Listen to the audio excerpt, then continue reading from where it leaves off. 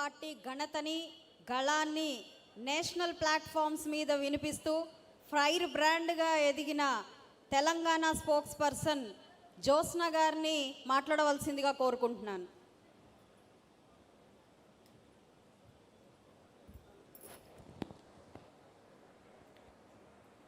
సభకు నమస్కారం.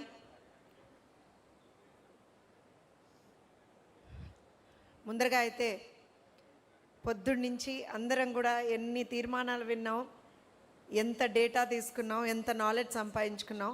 ఒక్కసారి ప్రతి ఒక్కళ్ళం కూడా పిడికిలు ఎత్తి చేయి బిగించి పిడికిలు ఎత్తి జై తెలుగుదేశం, జై తెలుగుదేశం, నారా చంద్రబాబు నాయుడు గారి నాయకత్వం, నారా చంద్రబాబు నాయుడు గారి నాయకత్వం, నారా లోకేష్ గారి నాయకత్వం. ఈ మహానాడు కేవలం ఒక సభ కాదు, ఇది తెలుగు జాతి ఆలోచనలకి ఒక వేదిక. అందుకే తెలంగాణ నుంచి ఇవాల్టి రోజున విద్యకి సంబంధించినటువంటి ఒక తీర్మానాన్ని మేము ఇక్కడ ప్రవేశపెడుతున్నాం. దీన్ని అందరూ కూడా బలపరచవలసిందిగా మిమ్మల్ని విజ్ఞప్తి చేస్తున్నాం. ఎందుకనంటే తెలుగుదేశం పార్టీకి విద్య అనేటువంటిది ఏదో ఒక డిపార్ట్మెంటో ఒక మినిస్ట్రీయో కాదు. తెలుగుదేశం పార్టీకి విద్య అంటే ఒక ఉద్యమం, విద్య అంటే సామాజిక న్యాయం, విద్య అంటే పేద బిడ్డకి గౌరవం, విద్య అంటే గ్రామీణ యువతకి ఒక భవిష్యత్తు, విద్య అంటే ఆడపిల్ల జీవితానికి ఒక వెలుగు. ఇది తెలుగుదేశం పార్టీ విధానం. స్వర్గీయ అన్న నందమూరి తారక రామారావు గారు ఒక గొప్ప నిజాన్ని ఆ రోజున చూపించారు. అధికారం కొందరి చేతుల్లో ఉంటే సమాజం మారదు, చదువు ప్రతి పేదింటికి చేరితేనే సమాజం మారుతుంది, బాగుపడుతుంది అని ఆ రోజున అన్నగారు చేసి చూపించారు. అన్నగారు ఏ రోజున కూడా విద్యను ధనికుల హక్కుగా చూడలేదు, విద్యని ప్రతి పేదవాడి పేద బిడ్డ హక్కుగా చూశాడు. అందుకే బీసీ, ఎస్సీ, ఎస్టీ, మైనారిటీ, రైతు కుటుంబాలు, కార్మిక కుటుంబాలు, గ్రామీణ యువత, ఆడపిల్లలు ప్రతి ఒక్కళ్ళు చదవాలి, ఎదగాలి, గౌరవంగా నిలబడాలి అని చెప్పి ఆ రోజు అన్నగారు కలగన్నారు. అందుకే మనం అందరం కూడా గర్వంగా ఎప్పుడూ చెప్తాం, అన్నగారు అన్న నందమూరి తారక రామారావు గారు సామాజిక న్యాయం ఇచ్చారని చెప్తాం. అలానే చదువుని ఏ రోజు దానం చేయలేదు, చదువుని ఒక హక్కుగా నిలబెట్టారు, ప్రతి వాళ్ళకి ఒక హక్కుగా నిలబెట్టారు. ఆ సామాజిక న్యాయం పునాదిపై నారా చంద్రబాబు నాయుడు గారు అభివృద్ధి అనేటువంటి ఒక గోపురాన్ని కట్టారు.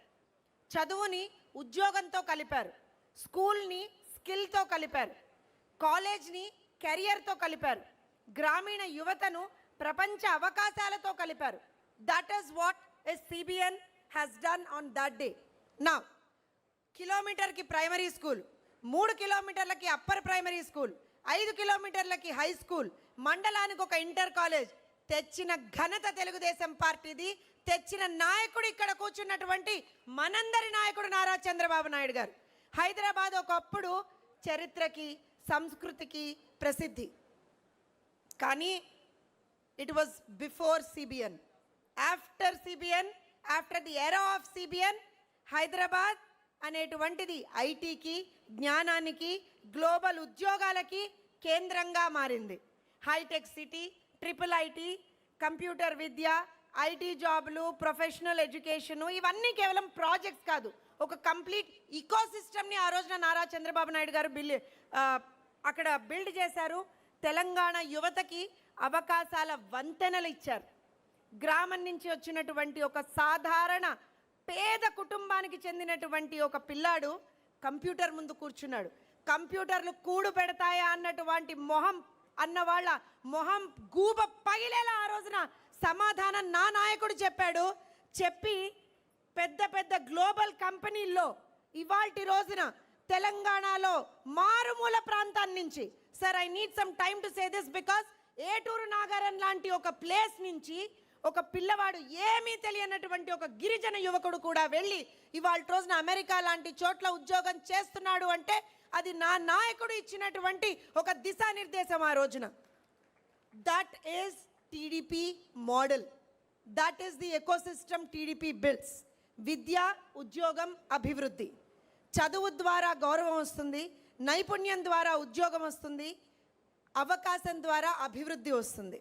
కానీ this was all in erstwhile Andhra Pradesh.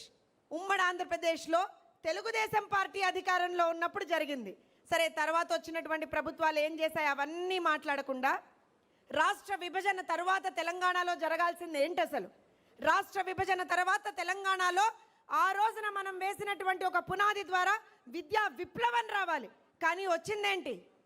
కనీసం విశ్వవిద్యాలయాలు ఏవైతే ఉస్మానియా, కాకతీయ, తెలంగాణ విశ్వవిద్యాలయాలు ఉన్నాయో కనీసం ఎక్కడ ఒక ర్యాంకింగ్లో కూడా చోటు తెచ్చుకోలేనటువంటి ఒక దుస్థితికి ఇవాళ రోజున తెలంగాణ చేరిపోయింది. ప్రభుత్వ పాఠశాలలు అసలు యాక్చువల్గా పేద పిల్లలకు గర్వంగా మారాలి. ఫీజు రీయింబర్స్మెంట్ అనేటువంటిది పేద విద్యార్థికి ఒక భరోసాగా ఉండాలి. చదివినటువంటి యువతకి ఉద్యోగం రావాలి, నైపుణ్యం రావాలి, దిశ రావాలి, దశ రావాలి. కానీ ఇవేవి రాలా. 10 ఏళ్ల బీఆర్ఎస్ పాలనలో మాటలు పెద్దవి, ఫలితాలు చిన్నవి, చేతలు శూన్యం. సరే, ప్రభుత్వ పాఠశాలల్లో మౌలిక వసతులు లేవు. ఇవన్నీ 10 ఏళ్ల బీఆర్ఎస్ పాలనలో చూసాం. తర్వాత కాంగ్రెస్ పాలన వచ్చింది. కాంగ్రెస్ వచ్చిన తర్వాత ప్రజలు మార్పును ఆశించారు. కానీ విద్యారంగంలో ఇంకా స్పష్టమైనటువంటి సమగ్రమైనటువంటి టైం బౌండ్ రోడ్ మ్యాప్ అనేటువంటిది కనిపించడం లేదు. We want what is happening in Andhra Pradesh. ఇవాళ ఆంధ్రప్రదేశ్కి ఒక డైనమిక్ ఎడ్యుకేషన్ మినిస్టర్ ఉన్నారు. తెలంగాణ దౌర్భాగ్యం ఏంటంటే ఒక స్పెషలైజ్డ్గా ఒక స్పెసిఫిక్ ఎడ్యుకేషన్ మినిస్టరే లేడు సార్ అక్కడ. ఇది దౌర్భాగ్యం తెలంగాణలో. ఇవాళ ఆంధ్రప్రదేశ్లో ఒక డైనమిక్ ఎడ్యుకేషన్ మినిస్టర్ ఉండి ఒక రోడ్ మ్యాప్ క్రియేట్ చేశారు, ఒక ఇకో సిస్టమ్ క్రియేట్ చేశారు, స్కిల్ ఇకో సిస్టమ్ క్రియేట్ చేశారు. లోకేష్ గారి ఆలోచన చాలా స్పష్టంగా ఉంది. ఆంధ్రప్రదేశ్కి స్కూల్ కేవలం బోధించకూడదు, స్కూల్ విద్యార్థులని ప్రిపేర్ చేయాలి. కాలేజ్ కేవలం ఒక డిగ్రీని ఇవ్వకూడదు, డైరెక్షన్ ఇవ్వాలి. యూనివర్సిటీ కేవలం ఎగ్జామ్స్ పెట్టకూడదు, ఇన్నోవేషన్ సృష్టించాలి. ఇది లోకేష్ గారు ఇక్కడ ఇచ్చినటువంటి ఒక దిశానిర్దేశం, ఒక road map. We lack it in Telangana. ఇవాళ తెలుగుదేశం పార్టీగా కేవలం ప్రజల కోసం పనిచేసేటువంటి ఒక పార్టీగా what we want is education must lead to employability. That's what ఆ రోజున చంద్రబాబు నాయుడు గారు వందలాది ఇంజనీరింగ్ కాలేజెస్ ఆ చుట్టుపక్కల హైదరాబాద్ చుట్టుపక్కల రంగారెడ్డి జిల్లాల్లో తెచ్చినప్పుడు ఆయన అదే చేశారు. ఎంప్లాయబిలిటీ క్రియేట్ చేశారు. ఎడ్యుకేషన్ ఎప్పుడైనా ఎంప్లాయబిలిటీ క్రియేట్ చేయాలి, అది ఆ రోజున చేయగలిగారు. ఇవాళ లోకేష్ గారు చూపిస్తున్నటువంటి దారి ఏదైతే ఉందో క్లాస్ రూమ్ టు కెరియర్, ఇది తెలంగాణలో అవసరం, తెలంగాణలో ఆవశ్యకత. అలానే ప్రతి టీచర్ వేకెన్సీని ట్రాన్స్పరెంట్గా ఒక క్యాలెండర్తో భర్తీ చేయాలనేటువంటిది మేము ఇవాళ రోజున అడుగుతా ఉన్నాం. తెలుగుదేశం పార్టీ ఏ రోజున కూడా ఓట్ల కోసం రాజకీయం చేయొచ్చు సార్. తెలుగుదేశం పార్టీ 22 సంవత్సరాలుగా, ఇందాక పెద్దలు అరవింద్ కుమార్ గౌడ్ గారు చెప్పినట్టుగా, బక్కన నరసింహులు గారు చెప్పినట్టుగా 22 సంవత్సరాలుగా అధికారంలో లేకపోయినా సరే పసుపు జెండాని గుండె నిండా పెట్టుకొని ప్రజల కోసం అనుక్షణం కష్టించి పోరాడి కలబడి నిలబడి పనిచేసేటువంటి వాడే తెలంగాణ తెలుగుదేశం పార్టీ కార్యకర్త. ఇప్పటికీ నారా చంద్రబాబు నాయుడు గారంటే ఆయన పేరు వింటేనే మా రోమాలు నిక్కబడుస్తాయి.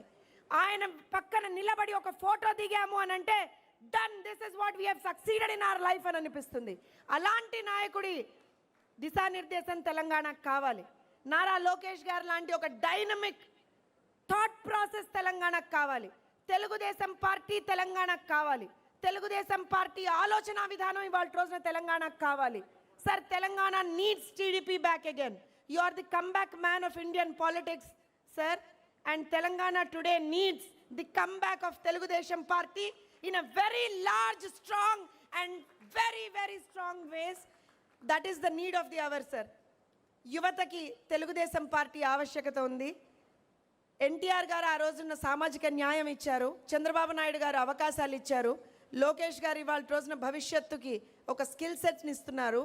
మాకు కూడా అదే ఇవ్వండి అని చెప్పి తెలంగాణ వాళ్ళం అందరం కూడా ఇవాళ రోజున మిమ్మల్ని అడుగుతున్నాం. తెలుగుదేశం పార్టీ ఏదైతే విద్యకి పునాది వేసిందో దాన్ని ఒక విప్లవంగా మార్చాల్సినటువంటి అవసరం తెలంగాణలో ఉంది సార్. నాకు ఈ అవకాశాన్ని ఇచ్చినటువంటి ఈ వేదికకి ఒక సాధారణ మధ్యతరగతి కుటుంబం నుంచి వచ్చి ఏ విధమైనటువంటి రాజకీయ నేపథ్యం లేకపోయినా తెలుగుదేశం పార్టీలో నేషనల్ కమిటీలో నాకు ఒక చోటు కల్పించి ఇవాళ ఈ డయాస్ మీద ఇంతమంది ప్రముఖుల మధ్య నిలబడి మాట్లాడేటువంటి ఒక అవకాశాన్ని కల్పించినటువంటి నా నాయకుడికి, నా సోదర సమానులైనటువంటి లోకేష్ గారికి, ఇద్దరికీ కూడా నా మనస్ఫూర్తిగా ధన్యవాదాలు తెలుపుతూ I again retreat my self sir. Telangana needs TDP. జై తెలుగుదేశం, జై Telangana. Sir with your permission. Nara Chandrababu Naidu గారి నాయకత్వం, నారా లోకేష్ గారి నాయకత్వం, జోహార్ అన్న ఎన్టీఆర్. జై తెలుగుదేశం, జై తెలంగాణ. మరొక 5 నిమిషాల్లో నేటి సభని ముగించుకుందాం. చివరి వక్త మాట్లాడే ముందుగా సమాజ చీత్కారాలను, బహిష్కరణలను ఒక మనిషి